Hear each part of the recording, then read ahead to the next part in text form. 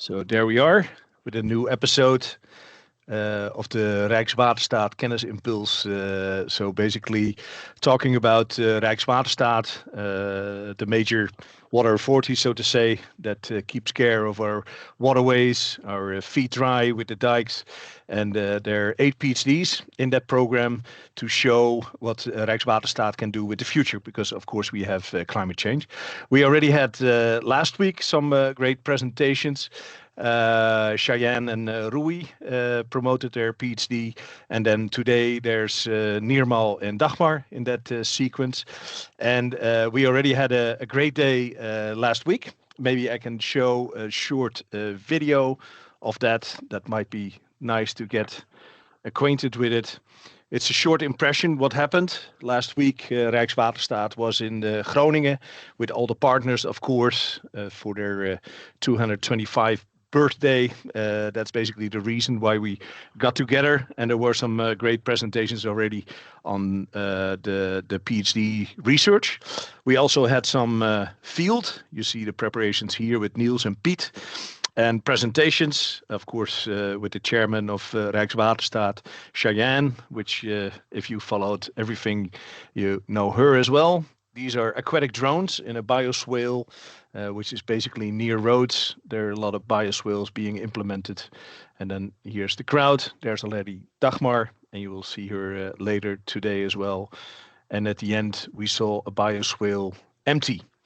And this is a bit of the wish for Rijkswaterstaat as well, to have more climate adaptation near their roads, to be more climate adaptive. And that's why we showed some of these bioswales, biofiltration near roads in practice. So that's a short introduction. I think we all know what Climate Cafe is. Every week, 4:30, we share knowledge on climate adaptation, green, blue, mostly with Sydney and Charnay. That couldn't be here today, but at least we have 2 great presentations. I think we start with Nirmal. Yeah, are you totally ready? Yes. Then feel free to start your screen. And we Yes. already agreed that we will do the questions at the end, but feel free to put them in the chat. So we have Nirmal, Dagmar, and then we have a Q&A. I think the floor is Yes. yours, Nirmal. Thank you. Can everyone see the full screen of the presentation? Okay, great. Yes, perfect. Thanks. Great. So good afternoon, everyone. My name is Nirmal. I'm a PhD researcher at TU Delft, and today I would like to present the first study of my PhD project titled Spatiotemporal Prediction of Weather-Induced Unsafe Road Conditions, a data-driven approach to the Dutch highway network. Special thanks to Floris and all the organizers of the Climate Cafe to give me the opportunity to present today. And as what you also mentioned, Floris, earlier on, my PhD is also part of the Climate Adaptation Initiative by Rijkswaterstaat in the context of their 225th anniversary. From Rijkswaterstaat, I'm also supervised by a few colleagues from Rijkswaterstaat through the reflection board, which you can see, of whom you can see the members on the screen, namely Kees van Muiswinkel, Herman Jan Wijnands, Tristan Bersma, Erik Martens, and Alex van Loon. From the university, I am supervised by the following promoters, namely Dr. Shadi Sharif Azadeh, Professor Bart van Adem, and Dr. Mike Snelder. Shadi and Bart have a background in mathematics, and more specifically applications in transport systems and logistics. And Micah has her background is predominantly in transportation engineering. So for today's for today's presentation, I would like to give you a brief overview of the PhD project in its entirety. After, I will switch to the first research that I would like to present today in terms of the research context, the methodological approach I applied to this specific problem, and the results that I have obtained and its implications for Rijkswaterstaat. And at the end, I would be happy to answer any questions or to have a brief discussion on certain parts of my research. Now, to give an indication of how my PhD project looks like, the PhD project itself is split into 3 main sub-projects, of which the first one is on the identification of vulnerable links within the road network to extreme weather-induced events that can affect road user safety. And after getting this spatial distribution or obtaining the spatial distribution of where certain links are most vulnerable to these weather-induced unsafe road conditions, I then look into impact assessment in the second part of the PhD project, which is on the prediction of which links in the network would be most or display most deviating traffic flow from the reference rate usually.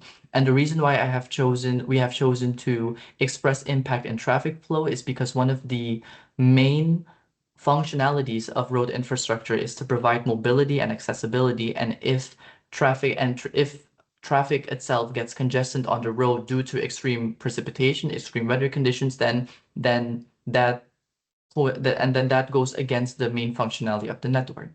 And the last part of the research would be on adaptation modeling of the road network. Given the identified impacts and the spatial distribution of unsafe road conditions, I will look into which measures can be taken for the road network in order to keep the required functionality under extreme weather. So in green is basically the study that I will present today, and in orange is basically the second part of the project that I'm currently working on. Now, to switch to the first study that I want to present and to provide some background context, as you already mentioned as well, Floors, and as we had seen last week, at Groningen, climate change itself will inevitably have an impact on transport systems, its current and future operations as well. In a nutshell, and with my limited knowledge as a non-climate scientist, I would define climate change as the intensification of atmospheric processes, which can be measured through weather variables such as temperature, humidity, and precipitation. In the context of my research, the intensification of these weather processes alongside built environment factors, in my case, the road network, of which the factors could be road pavement condition, the type of material that is used on the roads, roadside vegetation maintenance, and water drainage capacities, among others. So the intensification of weather factors combined with the built environment factors can impact the likelihood of certain types of events occurring on the road network that can impact the road user safety. And more specifically, I focus on the following events that can take place, namely hydroplaning, or slippery pavement, roadside fires, road pondings, but also infrastructure damage. Hence, I collectively call these events, in the context of my research, unsafe road conditions. The relevance of identifying which parts of the network are most likely to display these events becomes increasingly important as climate change is expected to accelerate.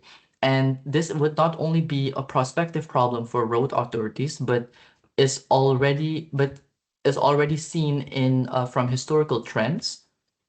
In this bar plot that I've displayed here, I showcase the trends of historical unsafe road conditions in the Netherlands, more specifically on the Dutch highway network. And we can see an increasing trend from 2014 throughout 2022, with a slight dip in 2019 and 2020, which can be partially explained because of the COVID-19 pandemic. During this period, traffic intensities on the highway network were lower than average, hence the dip. But in general, we can see an increase in road ponding occurrences and in infrastructure damage throughout the years.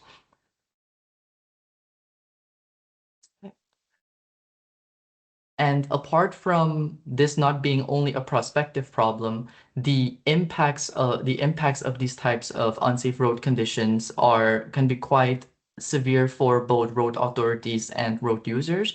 The impacts that these events can have are mainly an increased likelihood of vehicle accidents, Traffic congestion, as I previously mentioned, one of the functionalities of the road network is to provide accessibility and mobility, especially in the case of emergency planning. Those are more short-term impacts, but longer-term impacts for road authorities especially are degradation of assets such as degraded pavement, but also long-term financial costs for the road authorities such as Rijkswaterstaat. Hence, the objective of this first part of my PhD research is twofold. From an academic objective, the goal was to research the extent to which data-driven methods can accurately predict multiple unsafe road conditions through one model using both historical weather and infrastructure information. And from a practical point of view, or from the context of Rijkswaterstaat, the goal was to identify which hotspots on the road networks can be observed against the previously specified unsafe road conditions, namely, again, road ponding, roadside fires, erosion or infrastructure damage, and hydroplaning. And this output can then be used in practice to formulate preventive measures. Additionally, the output of this study is also to complement previous research that has been conducted by Rijkswaterstaat, such as the stress tests on the multimodal transport networks against climate change. Now, given this problem definition that I just presented to you, I will now switch to the methodological approach for this problem.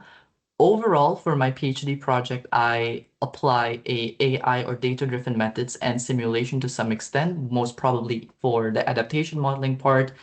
For this study, more specifically the prediction of the unsafe road conditions, I have applied a hybrid neural network. And without going into the technical details, I will just provide a brief description of the functionality of this model. The hybrid neural network that I propose consists of a graph convolutional neural network part and a bidirectional long short-term memory part, abbreviated as GCN LSTM. Now, the purpose of these two components are for the spatiotemporal prediction. And what do I mean with spatiotemporal prediction? That would be the prediction of the specified or the predefined unsafe road conditions over both space and time. And in my hybrid model, I use the GCN or the graph convolutional network to extract spatial correlations of surrounding historical incidents of unsafe road conditions to better predict the probability that a certain event, a certain type of unsafe road conditions can be abbreviated as URC. So I will also use URC and unsafe road conditions interchangeably. But the purpose of the GCN is to extract spatial correlations of historical URCs that are in a specific geographical region in order to better predict the likelihood that a certain event can take place. The objective of the BLSTM, or the temporal processing part, is to extract temporal evolution of where these types of events have occurred over time, but most importantly, to also consider the seasonality and weather patterns over the years. And I don't know if it's clear enough on the conceptual framework figure that I have below, but this hybrid model takes into consideration as input the precipitation and temperature rate at the location and time of the incident, as weather input. As built environment input, the model considers the distance of historical incidents to built environment factors or elements such as waterworks, vegetation, and also the location on the pavement incident itself. And this is to describe the situation to the model of what the environment kind of looked like in which the incident took place. Now, taken into consideration the weather and built environment factors alongside the geospatial information, the model then outputs, like after model training, the model then predicts point-wise occurrence probabilities of each of these events occurring in a specified region at a specific time.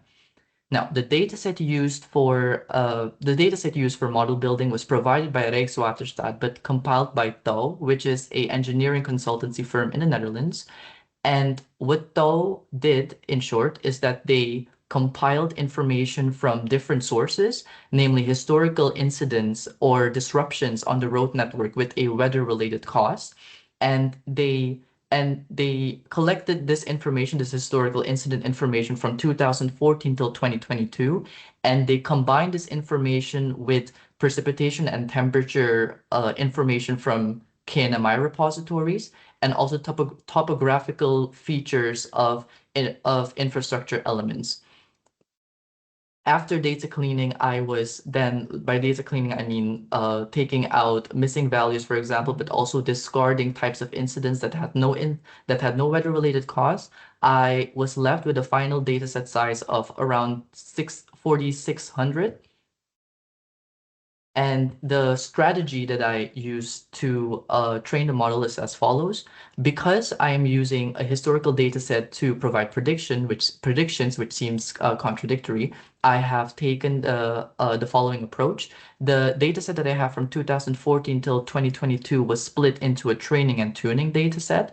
In other words, the hybrid model was trained on around 6.5 years of data in total to be able to effectively extract correlations, like especially non-linear relationships between the weather and infrastructure input and the unsafe road conditions. Tuning was then done to tune the parameters of the model in order to be able to better provide predictions on an unseen data set. Now, as highlighted in red, the predictions for my model are then on a validation data set which the model had not seen before, which was the model was not trained on, which is from mid 2021 till December 2022. And thus, the results that I will also present in a few minutes are based on our predictions for these results. And we will then validate the accuracy of these predictions because we already have the data from 2021 till 2022 through 3 evaluation metrics that I've mentioned: accuracy, precision, and recall. And these metrics can take a score between 0 and 1. And the higher the scores, the more accurate the predictions are. In short, before I move on to the visual representation of the results, I will give a summary in terms of the geographical accuracy and the event accuracy. From a geographical point of view, the model was able to most accurately predict unsafe road conditions in the Randstad region, which consists of The Hague, Rotterdam, Leiden, Delft, and surrounding cities. Amsterdam, Utrecht, and vicinity as well, and proximate cities, and also Limburg. So these were the regions in which the model was able to most accurately predict the occurrence of unsafe road conditions. And the most reliably predicted URCs were road ponding and roadside fires. This observation is not entirely surprising as the Randstad, Amsterdam, and Utrecht, especially alongside Randstad, are the busiest parts of the Dutch highway network, and thus, with an increased traffic intensity, the weather-related incidents are more often registered in these regions. And it was also not too surprising that road ponding and roadside fires did display a higher accuracy because these were also the most frequently occurring URCs within the dataset. I will now present the results in terms of probability heat maps. Now, on the first version of on the first 2 maps that you see here, I have provided the probability heat maps for infrastructure damage on the left and slippery pavement or hydroplaning on the right. And I have highlighted a few regions within the maps for each of these URCs because these are the regions in which, for these specific URCs, the predictions were most reliable. And as you can see from the scores, like the scores that you see are the reliability scores for these predictions. And for erosion and hydroplaning, these were not as high, with 0.46 for the prediction reliability in Amsterdam and Utrecht region. And for hydroplaning, this was around 0.47 and 0.56, a bit lower near Eindhoven and Sint-Hertogenbosch. But these are the regions that the model identified as hotspots for infrastructure damage and hydroplaning, given extreme weather and the conditions that were specified in the data set. Well, and you will see a difference then with road ponding and roadside fires. Here, the model was able to more accurately predict occurrences of road ponding and roadside fires, and the probabilities are also displayed as follows, with Limburg, the Randstad, and Amsterdam for road ponding as being identified as hotspots, with an accuracy between 80% and 78%. 58% is more, the reliability of 58% is more towards Groningen and the outskirts of the network because those were a little less represented in the dataset because less URCs occurred in those regions. And for roadside fires, the hotspots were also certain highways of the Randstad, but also the highways leading up to Eindhoven were identified as hotspots. Now, for these identified hotspots, for this model output, then one of the objectives was to formulate suggestions and how to interpret these findings for practical implications of the Rijkswaterstaat, which I have summed up as follows. In the table, you can see an overview of the highways that were predicted as prone to the unsafe road conditions. And these can also be zoomed in or interpreted with more context when you look at the maps on which, for example, which parts of these highways, such as the A12 and the A16, which parts were most vulnerable to different types of unsafe road conditions. But the main takeaways from this study were to first consider the model outputs with caution because, as I had also mentioned before, not all types of unsafe road conditions were predicted reliably, namely hydroplaning and infrastructure damage, and not all geographical regions of the road network also had the most reliable predictions. So before considering any measures solely based on these model outputs. It should be cross-validated with expert knowledge, but also previous research. And in terms of the suggestions that I then have for road ponding and roadside fires, I highlighted the suggestions for these two unsafe road conditions because they were predicted the most reliably.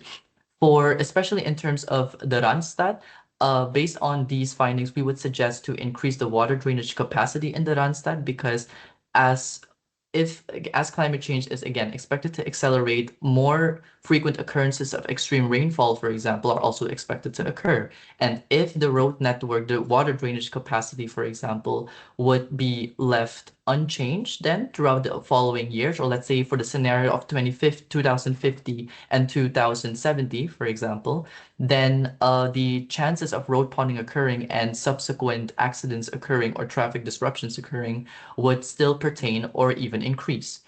In terms of what can also be done for road ponding is to assess on the identified hotspots which links in the road or which segments of the road have showcased road inundation. So like for Suckinga, I don't necessarily know the right English term for that, but road inundations would then have to be could that, for example, be handled to decrease the likelihood of deeper road ponds occurring. And for the Limburg was also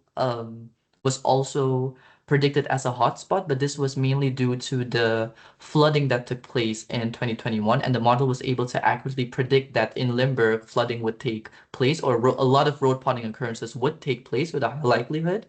And but given the geographical region of Limburg itself, it is more prone to flooding, especially or pluvial flooding. So we would suggest to also look at the infrastructure design of Limburg, but we do not have any very specific uh rules in terms of that, like measurements. And for roadside fires, we would suggest timely maintenance before the summer to basically maintain the vegetation along the roadside better to decrease the likelihood of fires at high temperatures.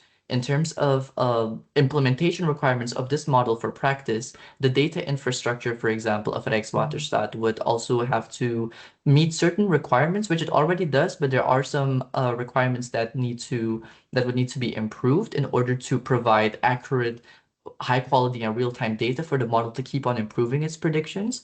And in order to use this model for future scenario predictions, such as for 2050, 2070, or 2100, the model could be coupled with simulated data from these scenarios, for example, by the KNMI, in order to give in order to give a preliminary prediction of which parts of the road network, for example, would be, again, most vulnerable to the unsafe road conditions? Would they stay the same as predictions of historical data, or will they also differ in those scenarios? And with this last slide of implications, I've come to an end, and I am very glad to listen to any questions that you guys might have. Thanks a lot. That's excellent, Nirmal. Applause from me. Yeah, that's great. We can do the questions afterwards, right? Q&A so we go to Dagmar. I will put your recommendations and conclusions in the chat so we don't forget. That's always Yes. a thing. Shall we go to Dagmar? Yes, let me Are you pull ready? up my screen. Can you see the slides? Yes, perfectly. Yeah, the floor is yours. Okay, so thank you also for having me. I'm really glad to join. I'm the PhD student who is involved with the Rijkswaterstaat project from Utrecht University. And I'm working with Marjolein Haasnoot, Francis Dunn, Hans Middelkoop, and for this project also with David Gold from Utrecht University.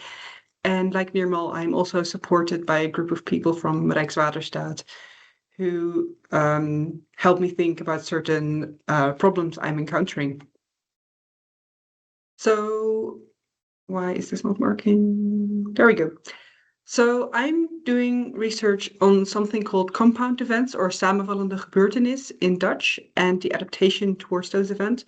So a compound event is an event where multiple, not necessarily extreme events co-occur or happen very shortly after one another. And as a result, they increase the impact and the risk they pose. And a lot of research has been done on these kind of events. However, adaptation is usually not taken into account. And this is the white box you see on the right side of the figure. Can you see my mouse move if I'm indicating stuff, or can't you see it? Yes, we can. Yeah. Okay, perfect. Great. So that's the adaptation part. And which is, of course, very important because that's the part where you start mitigating and adapting to prevent severe impacts from happening. So in the slides, just to explain an abbreviation, you will see the abbreviation CER, which stands for compound events including rainfall, just for clarification. So what am I looking into? I'm going to show you some first results of the research I'm doing at the moment, which is for my first paper. And it's trying to get an initial understanding of what kind of compound events have happened in the future and could potentially have happened in the past and could happen in the future. And we're looking especially at their causes, their consequences, and how we as a country reacted to those consequences. And for this, I am building a database containing these historical events. And then I'm looking into what kind of areas are specifically vulnerable and can we categorize them? And then later on, I'm building a model to stress test different compound event scenarios in these archetypes to see how different scenarios would lead to different results. So for these events, I looked at the last 25 years, and there's a lot of events that could potentially be classified as compound events. And something I forgot to mention earlier, which you may have seen on the slide, is that for this research, we are specifically focusing on extreme rainfall events. So there are different types of compound events. However, we focus on the main driver being extreme rainfall. And then if you start looking at this database, actually not that many events qualify. So there's a lot of storms happening in the Netherlands. However, a lot of these storms often do not co-occur with extreme rain, and therefore they are not the compound event I'm looking for. The type of compound event we do encounter are the multivariant event, where two drivers co-occur at the same time, and the precondition event, where a scenario before the extreme rainfall leads to bigger consequences of the extreme rainfall. And another type of data we get from this database is the vulnerable areas, which I will go to in a minute. But these compound events should have a side note. So first of all, they are very much, for me, a Goldilocks condition. So it's either a hit or a miss to fit my definition, which is a bit unfortunate. And also one of the events from Kiran in 2023 mainly came to pass because of failure of the adaptation measure of those sluices at IJmuiden. So there's also a side note for those events that are found. Luckily or unluckily, climate change is happening, so that means that the chances of extreme rain are increasing significantly. So that means that compound events like this are expected to occur more often, also during storms. So this would increase the amounts of events I can put into my database, which is of course nice for me, but potentially not as nice for the Netherlands, as these events will become more prone. So the regions. So my database separated the Netherlands into two main regions, which are the higher gravity draining, which is the higher gravity draining region in the east of the Netherlands, and the more low-lying, not free draining western part of the Netherlands, where pumps and sluices are needed to get rid of the water. Oh, and this also matches with research done by Deltares, which was published in November 2025, who showed that, again, this distinction roughly can be made between relatively deep water in the west of the Netherlands and in the north, with relatively long inundation times and a little bit shorter inundation times, and a little bit less or shallower water levels in the east. So I'm modeling my system. So I'm showing you the results now for the low-lying archetype. And I'm doing this using a block model. And the idea is that we can use this model to test the effectiveness of different adaptation strategies against various risk parameters like inundation depth and inundation duration. And I will go quickly to a different slide, which is a bit more clear. So there's three blocks. There's a polder block, a bosom block, and a reservoir block. And they each get a certain amount of rain. And depending on the water levels in the system, water can get stored in the soil. And if not enough gets stored, a pump switches on. That pump is brought to the bosom, where the water level is again compared to this kind of goal level, streefpeil. If this goal level is passed, pump again switches on, moving water to the reservoir. And in the reservoir, there's also a sluice working. So if the water level in the reservoir is higher than the water level outside the reservoir, the sluice can work. And this also depends on, for example, tidal levels and storm surges in the kind of in the outside water box, which can be a sea. And all the water that cannot be taken out by the sluice is pumped away again. These boxes I'm planning, I haven't done it here, but I will address it. I'm planning to make connections and feedback loops so that the water level in the bosom will actually have a feedback on the pump in the polder, determining when it can be switched on or switched off. So a first test run I did is with a 200 millimeter rainfall event during the first time step, with a very basic tidal level wave, no storm surge and no sea level rise. And this already produces inundation in my polder, which is the upper figure, for a couple of days, roughly 6 from the top of my head. No, that's not true. That's a different plot. I'm sorry. This plot is in hours, which is a bit confusing, but it has to do with matching the tidal level inputs that I'm using. But something that is already quite visible is that the bigger outputs from the bosom and the reservoir create a relatively short inundation or higher water levels in these systems compared to the polder, which suffers from way longer water level times. So I want to zoom in a little bit on the reservoir because that's, I think, a very interesting part of the model to look at. So the water level in this system is dependent on whether or not the pump is working and if the sluice is working. And the sluice is switching on and off with this tidal level wave, which is plotted in meters just for visualization. And then when the water level goes down, this part of the pump and sluice graph shows that there's still some water coming in from the bosom. You can see that here, and that is being removed. And when that is fully removed, it fully switches off. For a little bit more impressive plot, I moved the input data for the July 2021 rain event that happened in Limburg. I moved that to a bosom system, so the western part of the Netherlands. And then you can see actually quite drastic things happening. So the system is responding to this whole month of rainfall, and it is matched with a tidal level wave, which happened in the same month around Friesland. And it responds nicely, quite quickly as well. And there is kind of this increase or sum in rainfall, which makes these inundation depths and water levels actually quite high.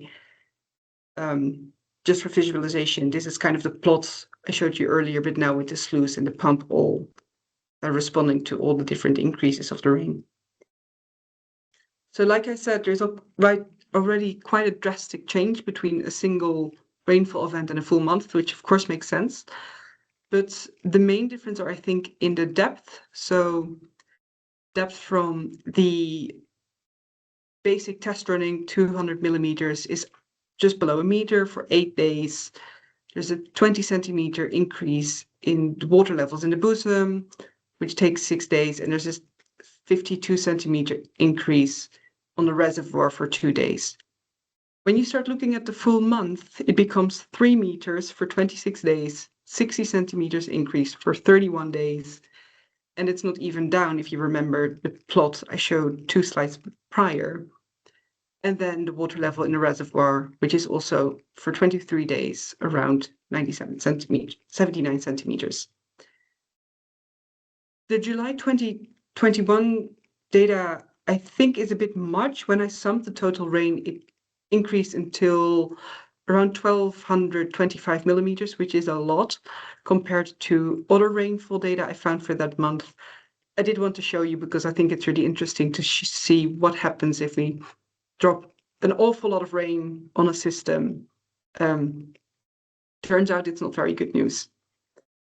So this is one scenario, but to know how we can adapt to these kind of compound rainfall scenarios with increasing tidal levels, potentially with increased sea level, with potential increase in storm surge, we need to run a lot of different scenarios. And for that, we're using techniques from the DMDU decision-making under deep uncertainty community, where you can test almost maybe more than 10,000 scenarios to determine which parameters and which adaptation strategies are actually best to lower your impacts and risks. And for this, we're using exploratory modeling from the EMA Workbench tool, which is developed by TU Delft.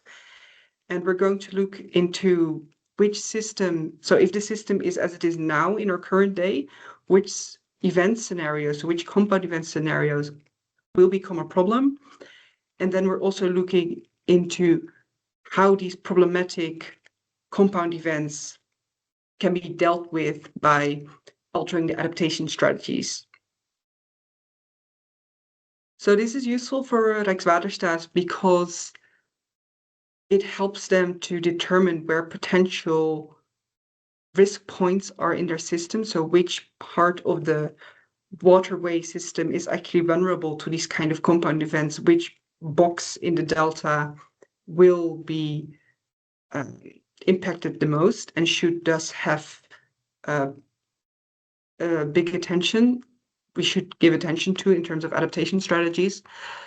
But it's also interesting to see how adaptation on a local level, so more the polder scale, could actually impact our main water system, so all the way back to the reservoir, but also the other way around. So what could the reservoir do to actually help the polder system? So it's kind of a two-way street. So that's really interesting, I think, as well. That's, I think, my last slide.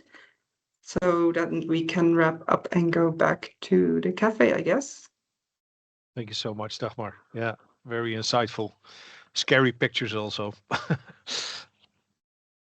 So, okay. I think we can open the floor. Oh.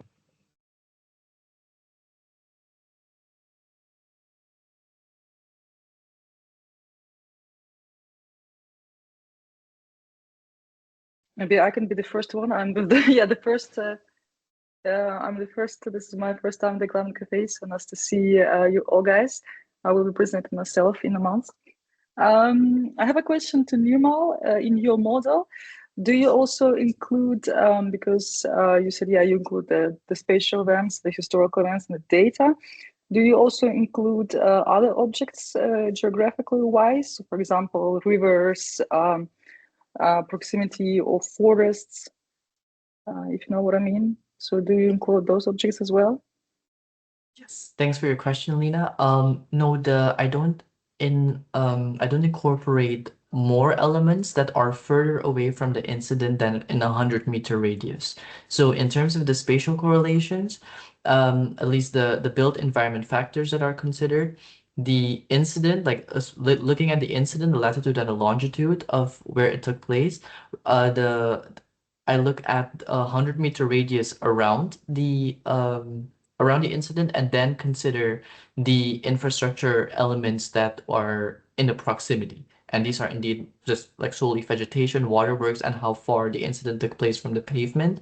This is not a decision by model design itself. It is a given because this is exactly how I received the data set from the compilers of the data set as well. So I did not make any changes to that part. Okay, thanks. Do you think those other elements can have effect, or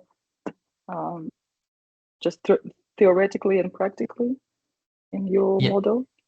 Yes, no, definitely. There are, of course, some limitations to this work as well. One of the contributions is to look at multiple unsafe road conditions then, but the flip side of that is that I've considered a fixed amount of input features or predictors for these events, and that might also explain, I mentioned that in the paper, for example, that I wrote on this model, but one of the limitations, for example, as well is which events are relevant for which unsafe road conditions as well. For example, from the results, we can infer that temperature, precipitation, and the infrastructure elements that I included would be most relevant for road ponding and for roadside fires, among others, but less for hydroplaning and infrastructure damage, because those are other types of unsafe road conditions which might require different types of factors that influence them. So that might also explain the lower reliability of the other two events that I tried to predict. Okay, thank you.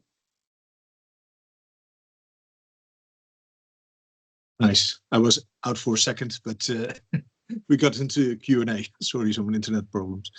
Any more questions?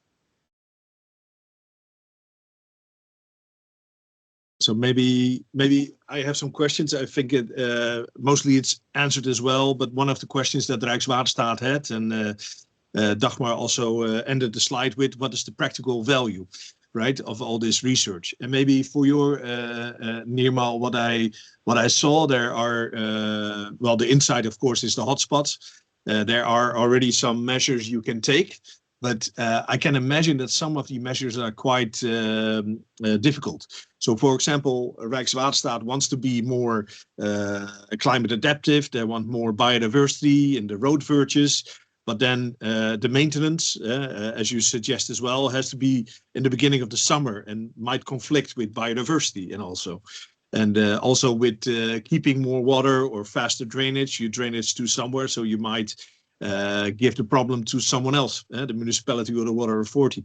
So what are your thoughts? Did some of Rijkswaterstaat already respond to some of the measures or the critical things that it might not be easy to take measures at those hotspots, or any thoughts on that? Thanks for the question and also the remark, Floris.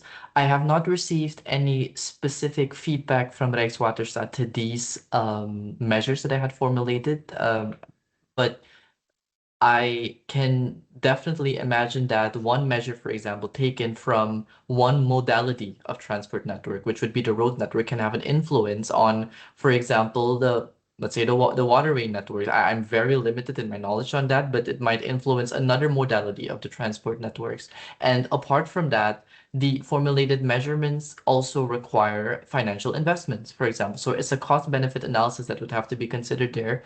Also, given the reliability of the risk that Rijkswaterstaat is willing to take, because as I mentioned, there is a reliability to these hotspots. In some regions it's higher than others. So, and the second factor is that these are predictions made based on historical data. One main comment that I have received from Rijkswaterstaat in terms of what is relevant for them, which I also understand, is that they wanted predictions for future scenarios, for example, 2050 or 2070. So these are ideas that I am considering on how to incorporate this for my future research, for example, for impact prediction. But I was not able to consider that for my first research. Because at that time I did not have the data, or I was not able to incorporate it in that way. In terms of your questions about maintenance, for example, the impact on biodiversity, if you're looking to maintain like roadside vegetation that can increase the likelihood of roadside fires, right?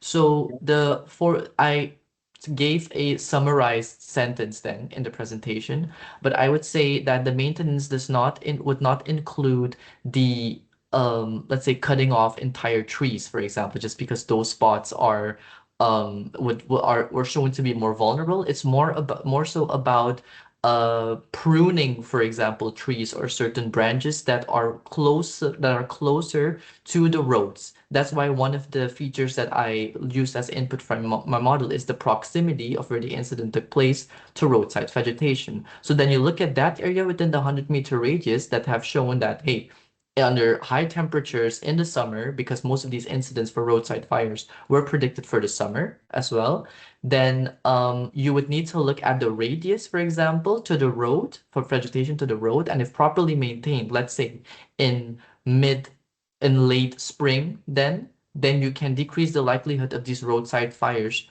occurring and influencing traffic disruptions then. Theoretically, this was proposed in the literature as well, but this is not necessarily my field, but that's why I formulated that proposal.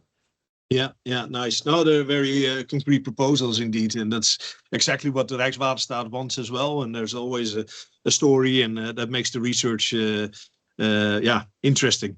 And of course, for both, it also shows how diverse the 8 PhDs are. Right, you have a connection maybe with Bas, who does AI detection with trees near the roads, as discussed last week as well. And totally different is probably Dagmar, answering the same questions. And I remember one remark of Rijkswaterstaat as well, thinking about measures that will be quite big scale measures that we talk about, because it's quite drastic what can happen. Also things that calamiteitspolder, noodoverlaatpolder were mentioned, calamity polder, so to say. So are you thinking of, will there be concrete measures that you will think of that Rijkswaterstaat can benefit from? This is directed towards me, or? To Dagmar. Yeah, thanks. Sorry, Nirmal. Yeah. No, they had a lot of good options last week, which I will definitely try to implement in the model. So the calamiteitspolder, the flooding polder they mentioned. I'm looking into pumps and sluices at the moment. Altering dikes, for example, is also one I'm looking into. So increasing dikes, or just increasing the water level to prevent overflowing from the bosom into the polders back. So that's what I'm looking into. I had a lot of other good options. I noted them down. Let's see if I can quickly retrace them. No, but that's already quite a lot, right? That you Okay. can do. And again, the research not finished. We do this also that people can give suggestions for you to do the work. And Mike has a great suggestion now. I won't say a great suggestion, Floris, but I would like to add to the discussion that Nirmal mentioned just now that you need to do a cost-benefit analysis. And for Rijkswaterstaat, it's not only just looking at costs. So it's also about looking at their, you can call them KPIs, but veiligheid, bereikbaarheid, imago, these kind of parameters. So when you're doing a cost-benefit analysis, you first need to look at what is the effect or the impact of my hazard on these parameters. And then on the other side, you balance what's the effect of the taking a measure. And then, of course, both cost money. But just to complicate matters a bit, it's not just looking at euros. Yeah. Nice. Yeah. Dang, you have a suggestion or a question? I have a question to Dagmar. Sorry about my voice. That was a really interesting topic, especially the compounding things. I'm just wondering, since I haven't followed through all the slides, I'm so sorry about my voice. The slides are in Dutch, so I'm wondering, you said you have the criteria to selecting the events, right? You know, the extreme events with the rain. So I'm just personally very interested, is there any kind of compound event that relate to drought after? Or, you know, the following compound events are more like a river flow or saturated soil, you know. Can you just explain a little bit more? Super interesting. Just to make sure I understood you right, just explain a little bit more what a compound event is or what we can expect. Yeah, so a compound event is, there are kind of 4 types, and in general, they are described as events that happen in pairs or with multiple drivers. So if I pull up the slide, maybe I can show a little bit. There. So an event is based up of a modulator, which is a big weather system, which produces drivers. Drivers can be storm surges, they can be droughts as well, they can be extreme rainfall, any sorts of combination of events, basically. And then they create a hazard, like a flood, for example, which has an impact in terms of flooding depth, which you can adapt to. And of course, these drivers and hazards are altered by climate change.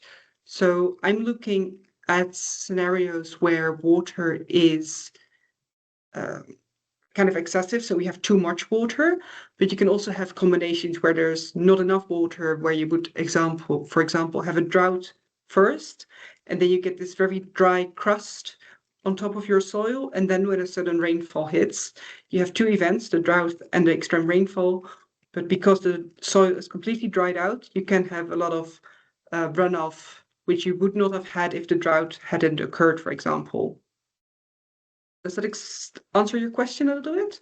Yes, exactly. Thank you so much. Because I'm wondering the drought, and also, you know, since I come from the social science perspective, so usually for us, you know, or for me naturally, I'm curious if there are any kind of waterborne pandemic related kind of that type of events, like social events also will become considered as one of this compound, especially now not in Netherlands, but if your model is being transferred to developing countries, you know, after this kind of flooding, usually there's pandemic related. So I'm thinking if your model or your framework can also in the future, or it's already capable of taking that part into consideration.